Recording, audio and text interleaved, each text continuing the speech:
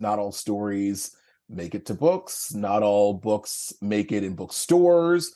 Not all bookstores stay open, And so there's a lot going on in the publishing industry, and I'm still figuring it out every day. What's good? I'm Nikisha Elise Williams, and this is Black and Published, bringing you the journeys of writers, poets, playwrights, and storytellers of all kinds. Today's guest is Caseen Gaines, author of When Broadway Was Black, the triumphant story of the all-Black musical that changed the world. A book chronicling the lives of the four men who brought shuffle along to the Great White Way. A story Caseen says was so daunting, he nearly gave up trying to write it. This book tested me in ways that I didn't know how I would survive them. And in fact, there was a period of time where I really thought that I could not write this book, to the point where I spoke with my wife, I spoke with my agent, and I was like, look, I'm going to have to figure out how to give back this advance money. Despite his trepidation, Caseen was able to overcome his overwhelm thanks in part to the COVID pandemic. He explains the inherent value he believes is embedded in Black history that leads to a rush to erasure. Plus, how he landed his first book deal cold pitching publishers without an agent. And why, even though he's 6 books deep in his literary career, he says you're never just good as a working writer. That and more is next when Black and Published continues.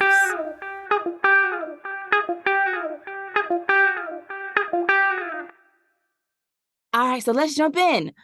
Caseen, when did you know that you were a writer? I've always loved telling stories ever since I was a little kid. I would retell stories of television shows that I'd seen and talk to my friends on the playground and say, okay, in this Twilight Zone episode, this is what happened, or in this episode of Doug, this is what happened. And I think in terms of actually writing, it wasn't until I was probably maybe in grad school where I started really thinking about nonfiction writing and how interesting it can be. And I think you can tell such interesting stories because people live really interesting lives. Sometimes just the context of what's going on around the time that people are living those interesting lives is really important. And so I wrote my first book, I think, when I was 23, 24, and I've been kind of off to the races since then.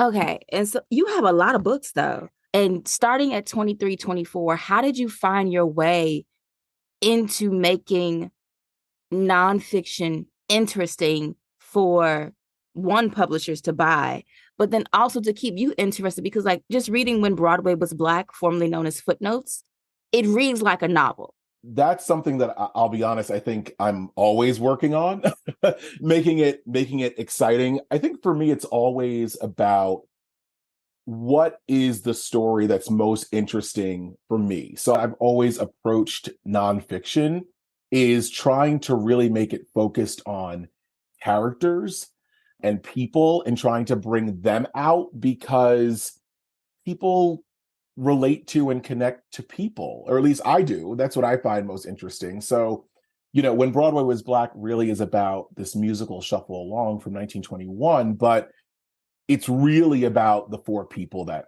made that musical, and it chronicles them from childhood through adulthood more than it does the musical. The musical is kind of the through line, but they're kind of the stars of the book. So with coming from that point of storytelling and writing your first book at 22, 23, 24, somewhere around there, how did you develop that craft over the course of so many books that you've had? So I have to give a lot of credit to editors. That first book that I wrote, I remember the first bit of feedback that I got back was, it's great, but it reads too formally. There isn't enough of you in the book. There isn't enough voice in the book. I should probably mention for anyone who doesn't know that when you write nonfiction, the book isn't written before you sell it. If you're lucky enough to sell it, you sell a proposal. So you just sort of promise someone I will write this book by this date. I promise. And then you have to deliver. So that that kind of taught me. And then I've had other editors I've worked with that have really been so helpful in pulling out story. And I guess, to be honest with you, I think part of it also is I write a lot about film and television. And so I speak to a lot of writers in that process. I speak to people that, write the movies and write the TV shows. And hearing them talk about writing, I think has also informed the way that I approach storytelling. And then also there's a little part of me that, because I know some people have this resistance to nonfiction, there's a little part of me that like has that in the back of my mind and then tries really hard to make the book read as novelistically as possible, or, just to kind of not just bring people to my writing, but also like jump in the nonfiction water. Like it's good. Come swimming in here. So that's kind of a part of the mission as well. So you talk about, when you write nonfiction, you're selling the book on spec on the proposal, and then you have to write the book. Can you talk about your publishing process? You've been doing it for so long. Like, how did that first book go? And what was the first book that you went out on proposal and sold? Yeah, so I sort of had a really, I think, unconventional path in publishing. But I think the more I speak with writers, I think everyone has an unconventional path. I don't know if there is one path. So my first book was a book called Inside Pee-wee's Playhouse, and it was a book that I sold without an agent, actually. I know it's a little bit odd, but I went to the bookstore and pulled out a bunch of books that were similar to the type of book that I was kind of cooking up in my brain, and found that a lot of them, actually, I think more than half of the books I pulled off the shelf happened to be by this publisher called ECW Press. They are based in Canada, and they are a large independent publisher. And so I looked on their website, I looked at what you needed to do to reach out to them, and they accepted manuscripts and proposals that did not have an agent attached to them. Now, this is unusual. I mean, most publishers aren't like that, but they yes. were. What year was this that this happened? That's a good question too. That's a great question. So that would have been in 2009. Okay. So it might have been a little bit. Yeah, that's a really important point too. So I reached out. I also reached out to agents and other people as well. I didn't put all my eggs in that basket, but they responded back right away, and conversation sort of ensued. Then after that, I did a book on A Christmas Story. Mm-hmm. And then my third book was the Back to the Future book that ECW Press ultimately passed on my Back to the Future book, so now I'm 2 books in, and I'm going, okay, now my third book, they're not really interested in. I don't really know what to do. I reach out to a number of people, including Peter Steinberg, who is now my agent, has been my agent for about a decade, I guess, at this point. And we sold that book to Plume, which is a subsidiary of Penguin Random House. And so that was wonderful. Book came out, did really well, and translated into a number of languages. And then the interesting thing was I was asked to write a book for a publisher called Inside Editions on The Dark Crystal, which is an officially licensed book. It was the Jim Henson Company was participating. And so that was a completely different thing. Like, IP, licensed publishing, it's a completely different animal, like, altogether. So at that point now, 4 books, 3 different publishers, so I'm kind of all over the place. And then When Broadway Was Black is through Source Books, which is a different, I think they are the largest independent publisher in North America, I think. So, but all this is to say is that sometimes I do have people reach out and say, how do you get an agent? How do you get a book deal? And I don't know if I know the answer to it, because I do think that my path has been a little bit unconventional.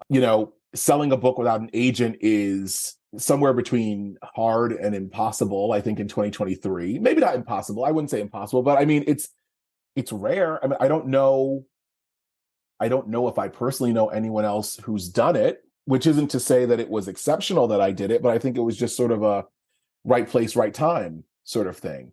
And then ultimately, there are all sorts of gatekeepers, and publishing is challenging in that aspect too, because as everyone listening knows, not all stories make it to books, not all books make it in bookstores, not all bookstores stay open, and so there's a lot going on in the publishing industry, and I'm still figuring it out every day.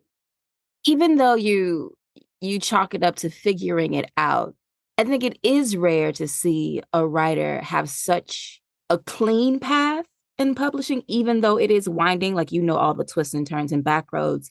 But just you recounting the story, it seems very, clean ascension.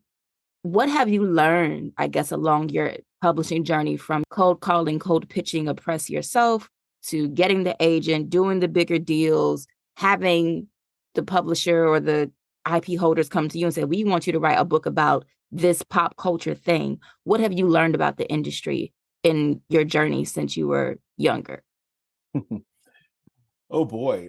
What have I learned, or what do I want to share that I've learned? No, just kidding. No, what Okay, have I I learned? want No, no, no, both answers, and then I can edit whichever one no, no, out. no, no, Thanks. no, no, no, no, no, no, no. I won't do that. I won't. No, but honestly, I think so. I've learned a couple things. One thing is you have to strike when your iron is hot. That is a big thing that I learned. And I'll say by way of example, my Back to the Future book, like I said, it came out, it did well. It did well internationally. I was very pleased with that. And I remember very distinctly my agent and my editor, like right when the book was really taking off, being like, what's your next idea? What's your next idea? What's your next idea? Like now, pitch us something, pitch us something. And my attitude at the time was, I'm just going along with this Back to the Future ride. I was doing interviews. I was going overseas for press and promotion. I did some documentaries. I'm on Netflix's The Movies That Made Us for that book, Entertainment Tonight. And so I was just happy to just be there, happy to be there. And by the time I felt like I was ready to create again, or at least brainstorm some ideas, I do think like my moment had sort of gone down a little bit, which isn't to say that obviously there weren't more books, but I think if I had sold something, or if I had taken a week to kind of brainstorm what's my next idea when everything was really hot, I do think things might have been a little bit different for the back half of that publishing journey. That's one thing. I think another thing is you always will have challenges. I mean, as silly as that sounds, like sometimes the challenges are financial. Sometimes like you have someone's interested in your book, and the advance that they are interested in giving you like ain't right, And so you have to sort of figure out, you want to work with this publisher, but that's not really working out. How do you sort of navigate that? And this isn't just me. Like I speak to other authors. I have friends that are authors. You go to these events and book conferences, you meet people, and literally everyone. I have a good friend of mine's a New York Times bestselling author and has had trouble getting subsequent books published. There's never a time where you're just good, unless you're maybe, someone who is very clearly in that 1% of authors. There's always a struggle and a journey, but in a sense, I kind of like that. It keeps me having to work, and I like knowing that while yes, there are, gatekeepers or people that sort of like audit your art along the way and your creativity. Ultimately, if your goal is to have your work read by a larger swath of people, like if you, or at least this is my personal feeling, if I can't convince the, 5 or so people in my circle that this is a good idea that's worth going all the way with, then how am I going to convince someone who's scrolling through on their phone to pick up the book once it's ultimately published? So then let's talk specifically about When Broadway Was Black, formerly known as Footnotes. What is the journey of that book? I know you have a little bit of it in the introduction where you talk about going to see the revival of the show that was a show about a show in Right. 2016. After you left the theater and decided this was going to be something that you were going to pursue, what was that journey like? So what's interesting is that book sort of morphed out of an idea that I had to look at race and Broadway more broadly. And I always knew that I wanted Shuffle Along to be a part of that book. But the more I kept working through and outlining and thinking about this project, the more I kept realizing that the book ultimately would be about Shuffle Along, and Shuffle Along would sort of be like this case study for this larger conversation I wanted to have about race in America and the theater industry. And so I sold that book probably in 2018. And after that, I had about 2 years to write it.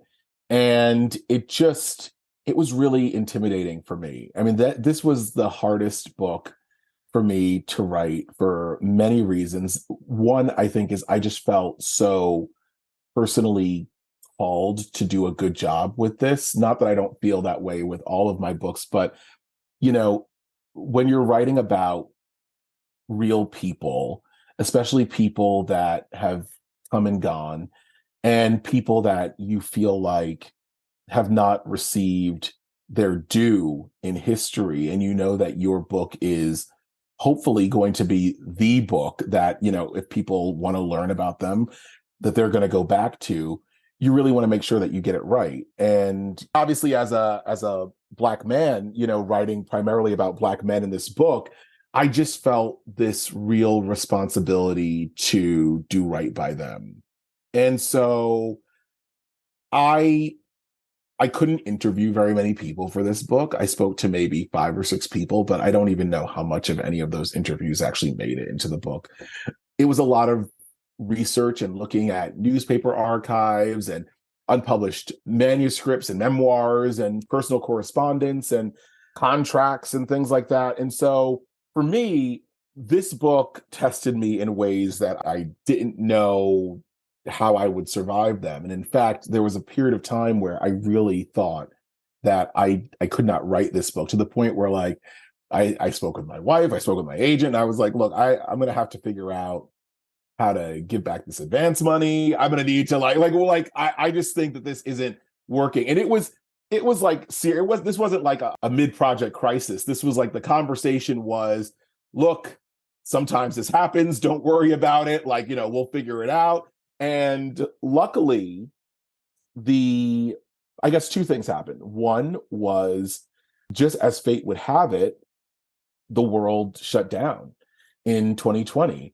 And all of this time that I didn't think that I had, and all this focus that I legitimately didn't have to devote to this project, I sort of had a clear lane. And we reached out to Sourcebooks probably in March or April of 2020 and said, not sure if this can be done on schedule, but if I could get a little bit more time, I think I can do it. And they said something to the effect of how much time do you need? And I think I said 9 months, and they said, okay, how about 5? And 5 was the answer. It wasn't really a choice, I don't think, at that point. and so You wanted to the end of the year. They said, have it to us by September. Thanks. What's funny? September 1st was exactly when they wanted it. That's exactly what it was. I wanted to the end of the year, and they wanted it in September. You hacked my email. So with that, I mean, I don't know if my desk has fully recovered, honestly, from Shuffle Along and all this, but I just wrote and outlined and did so much. And one of the things that I did that I had never done before, but I was so glad that I thought to do this, was I knew that time was going to be of the essence and that I wanted the book to be great. And so I actually hired a editor that I worked with on my first 2 books. I hired her to essentially edit the book as I was writing it, Oh God. which is kind of crazy. I know it's kind of crazy, but I write chronologically. I used to kind of bounce around, but I really have to. I want to go on the same journey that the reader goes on. And so I wrote about half the book and then sent it to her and said, like, more is coming. And she was kind of giving me notes and feedback as I was still writing. And literally, I would write two more chapters and I'd send them off. And what ended up happening was the book, I think, was so much stronger when I handed in the quote unquote first draft, because as I was writing the subsequent chapters, I was already sort of taking the feedback into consideration that I'd already Mm-hmm. received. So it was nice in that regard. And I think that was the only way that I was able to hand that draft in on time, because otherwise I I would have been singularly going back and doing that editing and rewriting and rereading. But to have another set of eyes on it in that kind of embryonic state was invaluable, invaluable. Wow. That seems massively overwhelming to edit while you're still writing the first draft Yeah. before you hand it in. Um, let's just get to the book because I think that that's where all my questions are. So, can you read a little something for us and then we can talk about how I feel this parallel universe that we're living in right now? Yes, absolutely. It's 1921, and the musical Shuffle Along is taking the country by storm. It's the joy and relief the Black community in the United States needed after the 1918 Spanish flu pandemic and the cross-country lynchings that took place during the Red Summer of 1919. 100 years later, Caseen draws parallels between then and now, from the lack of diversity on Broadway, the COVID pandemic, and the racial justice protests that happened after the killings of George Floyd, Breonna Taylor, and so many others, showing and proving that while the date on the calendar may change, history is destined to repeat itself. Here's Caseen. So this is actually from the beginning of the book proper. Opening night was going better than any of them could have expected, but the performers knew the rapturous applause was obscuring the truth. There was a good chance someone was going to get killed at any moment, and it was likely to be one of them. From backstage, they could hear that the controversial scene was upon them, and they hadn't forgotten the warning they had received about how the well-dressed white people in the audience might react when they saw it. While the men bore responsibility for what was about to go down, they weren't going to bear witness nor fall victim to it. Noble Sissel, who had been dubbed the greatest vocalist of his race, gathered Flournoy Miller and Aubrey Lyles, whose comically emotive brown faces were hidden beneath a layer of burnt cork. It was time for the three of them to quietly put their plan into motion. From the wings, they could see their leading players, Lottie G and Roger Matthews, taking center stage, which was the cue for Sissel, Miller, and Lyles to proceed to the side exit. They pushed the double doors open wide, and each placed a foot on the New York pavement, pointed toward the safe haven of Harlem. The white rioters wouldn't be able to find them here. If things suddenly turned violent, at least they had secured an escape route. Everybody else was on their own. Harry, you can't lose, Jesse Williams said as she crossed over to her should-be betrothed. Jenkins or Peck beating you? Why, the idea is absurd. I know, Jesse, Harry Walton responded, his voice sullen. But suppose... Before Harry could finish his thought, Eubie Blake, the conductor, dressed as if he were on his way to the opera, started the orchestra. G sang longingly to her partner. He reciprocated in kind, and as the ballad hit its climax, the two locked eyes and harmonized. Love will find a way. Those skies now are gray. Love like ours can never be ruled. Cupid's not schooled that way. The men at the door kept quiet, hoping the noise from the automobiles and passers-by on the Manhattan street wouldn't obscure the sounds of the audience turning.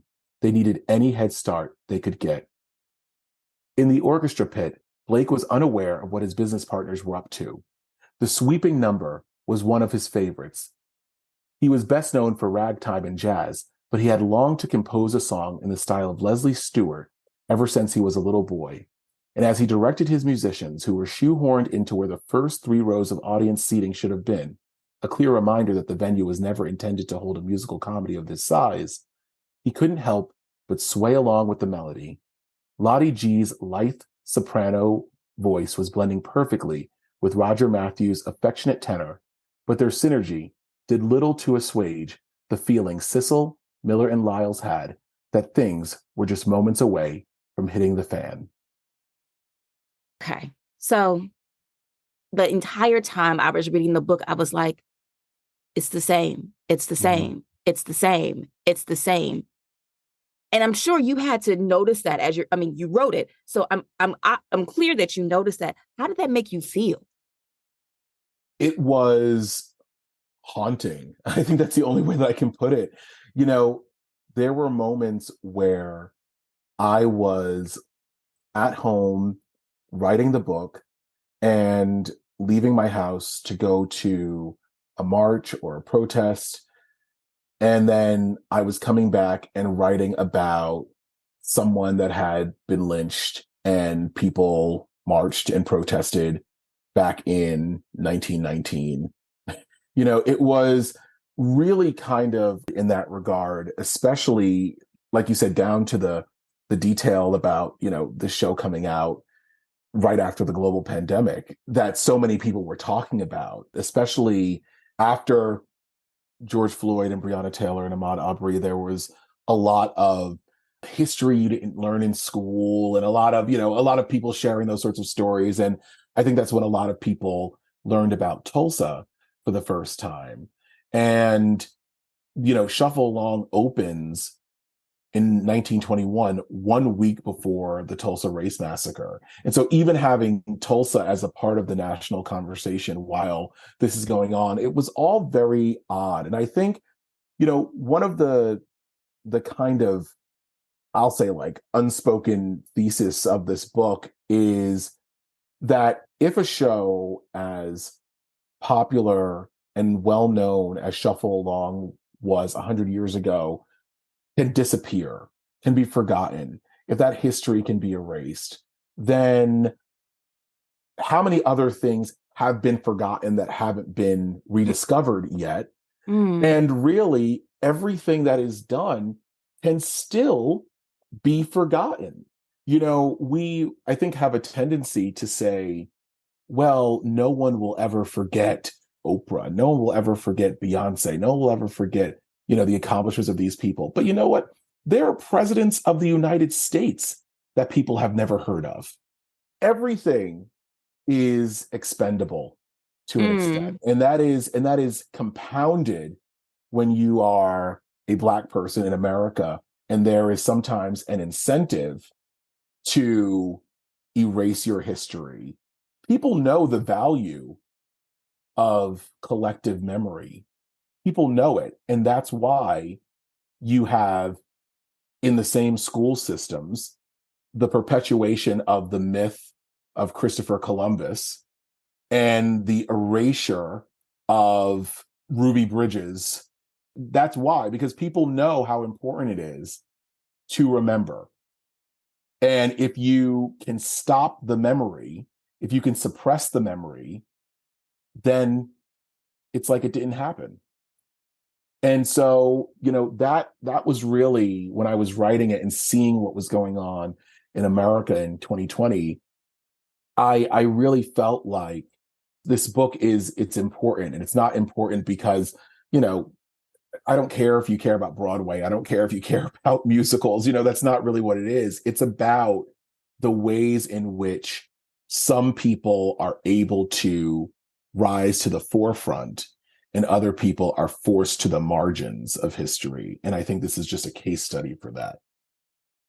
It's a case study for that, but I felt like the larger case study was the commentary on the responsibility and the burden carried by Black artists, whether you're a writer, a musician, a comedian, a dancer, a visual artist, or on Broadway. Like, the conversations about them blacking up in Burnt Cork or playing the fool or doing these stereotypical minstrel vaudeville characters, and then talking about, there's the whole intelligentsia coming up with W.E.B. Du Bois saying, they're a credit to the race, but they should be doing something other than this, trying to have other Black shows come behind them and them a lot of them being flops. It still rang contemporary of how there usually is only one Black big thing at a time, Mm-hmm. right? And so you were talking about Beyonce before. I'm thinking of Danielle Smith's book, and she was on the show Shine Bright, where she kind of chronicles Black women in pop. But in each woman that she chronicles, they were the thing at their time. So, Donna Summer was the 70s, or Whitney was the 80s. Mm-hmm. And then you have Janet and Mariah were the 90s. And so then now Beyonce owns the 2000s. It's like there's only one at one time. And there's such a responsibility of that one Black artist, that one Black writer, that one Black show, that one Black musical, even all the way back to the 1920s, to do everything for Black people, show us funny and kind and empathetic and smart and, not to this and not to that. And I obviously don't have a question here, but I felt like that is what came through in the book, even up and through the revival in 2016.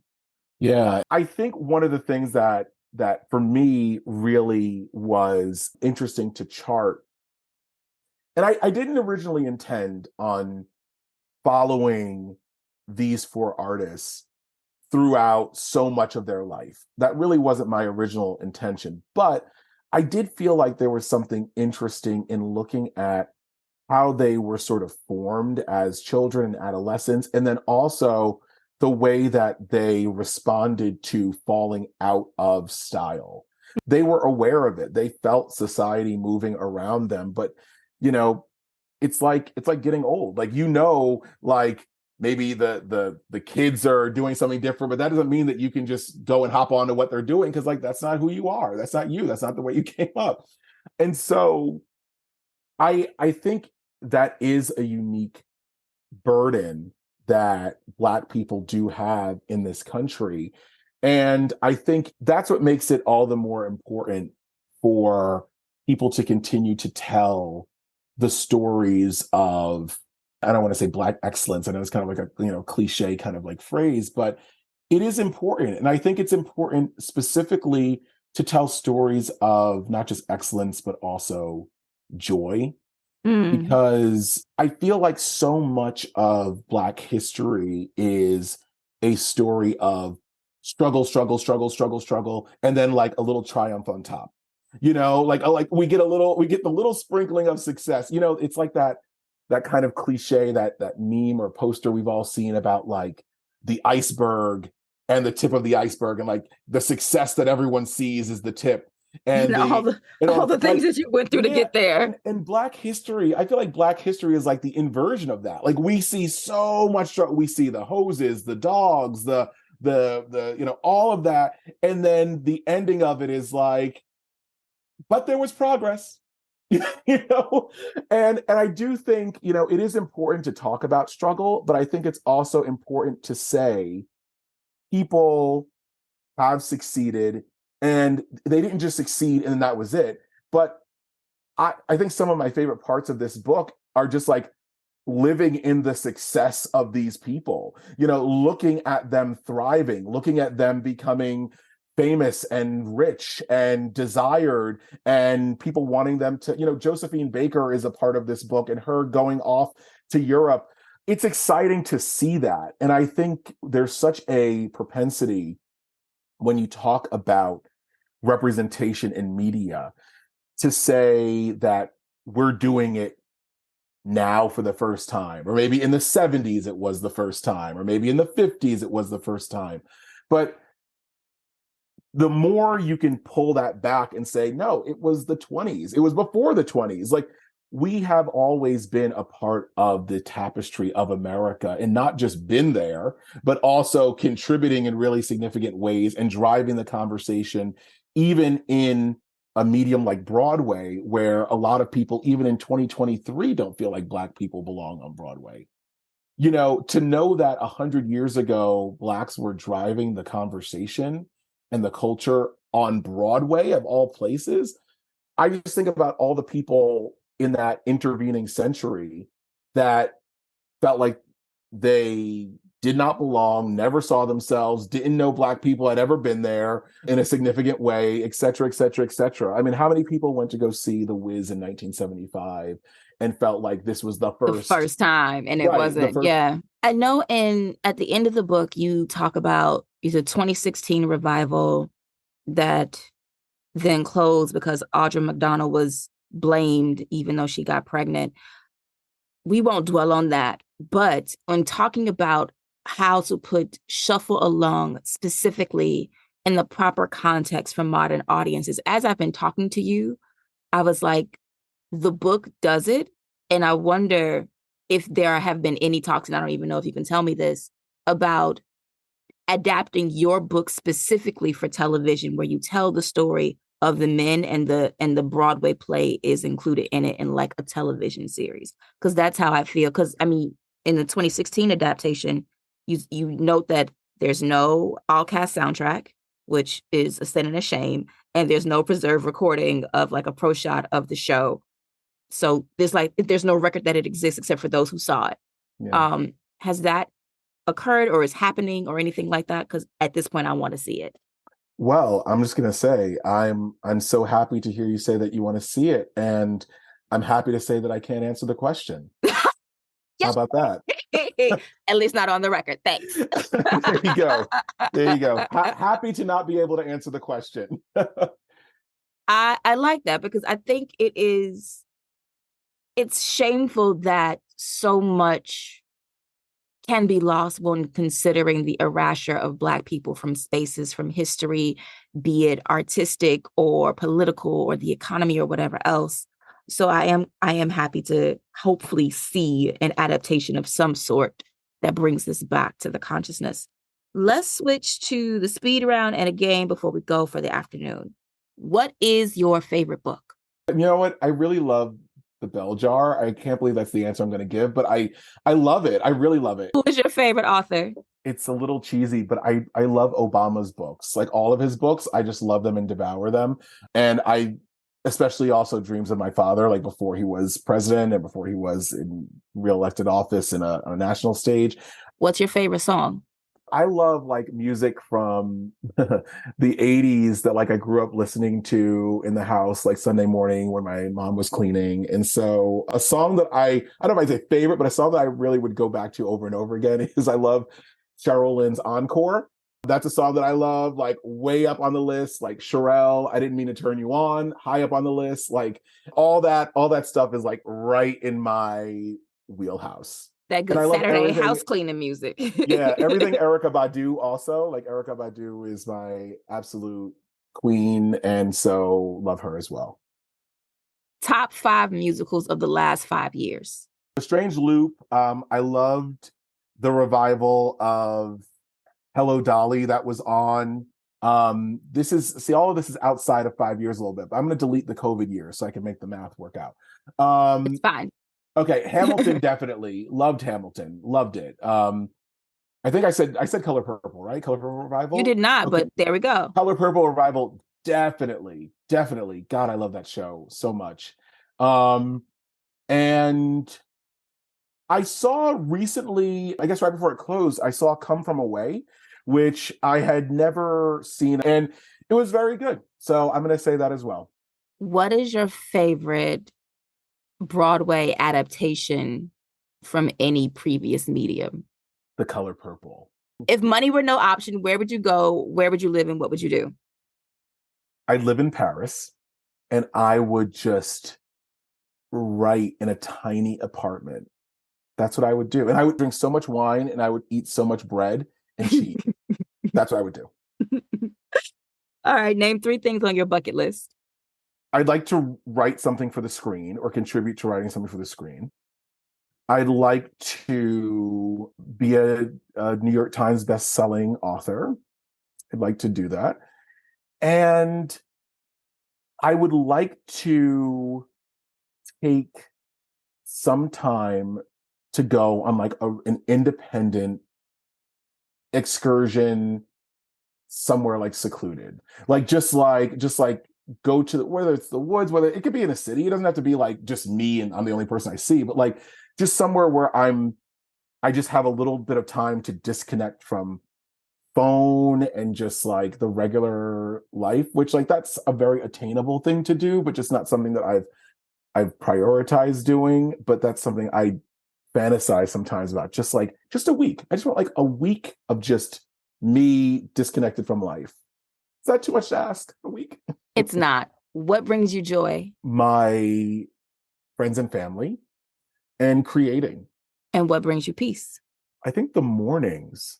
The mornings. I love a morning. Even when I have a lot to do, I love just like that the day is getting started. And even if you know it's going to be a tough day, it hasn't started yet. So you can kind of try and make it a little bit less tough. You know, like it's like mornings are like opportunities for me. So they kind of give me peace. And if you could be in any musical, which musical would it be and what role would you play? I would love to play Princeton in Avenue Q. And I say that because I have a very limited vocal range and his parts sit well in my voice. I can carry a tune, but only so far. So that would be okay. Okay, so our game is called Rewriting the Classics. Name one book you wish you would have written. There's a great book by an author named J.W. Rinsler, just recently passed away a year or so ago. And it's a book on the making of the Planet of the Apes film series. And I love that original series so much. And sometimes people are like, what would you write if you could? And I always want to say that as an answer, but his book is so darned good that I can't do better. Like, that's the book I want to read. So that's the one. Name one book where you want to change the ending, and how would you do it? Fences. I know it's a play, but That's fine. August Wilson's Fences, because I would like a different sort of resolution, I think, for like Corey and Troy's relationship. I don't know what I would want it to be, but I think I feel like I always want something a little different when I see it. All right. And so then name a book or musical or play that you think is overrated and why. I'm going to say Rent. And I love Rent, but I think Rent is very imperfect. But because Jonathan Larson died, you can't touch it, you know, and also you can't really call it imperfect. I think Rent is a play that could benefit from a little fine tuning, and I think it would have been fine tuned, but it is what it is. Final question. When you are dead and gone and among the ancestors, what would you like someone to write about the legacy of words and work that you left behind? I would like people to say that I celebrated fun and I celebrated joy, and I did that in ways that caused people to think. Thank you, Caseen. Thank you. Big thank you to Caseen Gaines for being here today on Black and Published. Make sure you check out Caseen's latest book, When Broadway Was Black, the triumphant story of the all-Black musical that changed the world. It's out right now in paperback from Sourcebooks. And if you're not following Caseen, check him out on the socials. He's at Caseen Gaines on Twitter and Instagram. And you spell that CASEENGAINES.